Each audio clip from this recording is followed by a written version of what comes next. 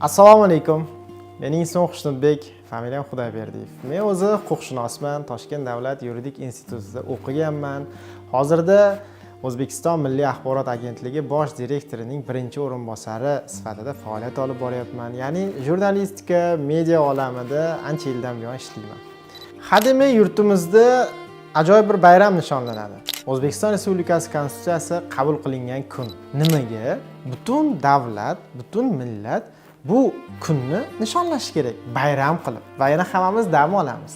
Nimaga boshqa qonunlarni qabul qilingan kunini biz bunaqa bayram qilib nishonlamaymiz? Aynan Konstitutsiyani. Juda ham qiziq savol. Keling, qonunlardan boshlaylik. Bilamiz, masalan, O'zbekiston aholisi 38 million va undan ham oshmoqda. Hamma inson har xil va hamma narsani xohlaydi. Agarda hamma o'zi xohlagan narsani qilaversa, unda hamma yoq to's-to'polon tartibsizlik bo'ladi. Mana shuni tartibga solish maqsadida davlatlar qonunlar chiqaradi. Mana shu butun qonunlarni onasi bu Konstitutsiya. Ya'ni agarda daraxt deb tasavvur qiladigan bo'lsangiz, ildizi Konstitutsiya. Mana shuning uchun ham biz eng oliy hujjatimizni, qonunlarimizni, butun O'zbekistondagi tartib qoidalarni asosi bo'lgan Konstitutsiya qabul qilingan kunni bayram sifatida nishonlaymiz. Xo'p, Konstitutsiya bo'lmasa nima bo'ladi? O'zi aslida Konstitutsiya oddiy bir qog'oz.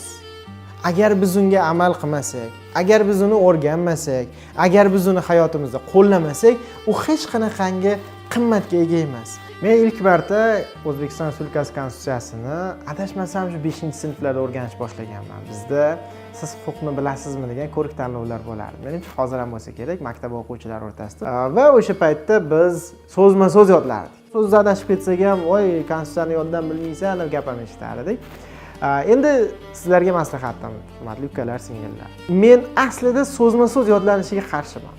Eng asosiysi o'qish emas, o'qish. Siz uni mazmunan tushuning. O'zbekiston xalqini millatidan qat'iy nazar barcha O'zbekiston fuqarolari tashkil etadi. Nima degani bu? Ko'zingizni yuming va o'ylang, fikrlang. Xo'p, demak, O'zbekistonda o'zbek bor, qozoq bor, qirg'iz, tojik, rus farqi yo'q. Bir necha millat bor. Millatini farqi yo'q ekan. Ular ham O'zbekiston xalqini tashkil qilar ekan. Ular ham mendek teng huquqqa ega ekan agar siz o'zbek bo'lsangiz. Biz hammamiz bitta yagona O'zbekiston xalqi ekanmiz deya xulosa qiling.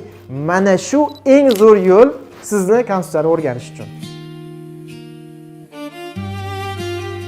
Butun dunyo konstitutsiyalarini umumiy qadriyati bir xil.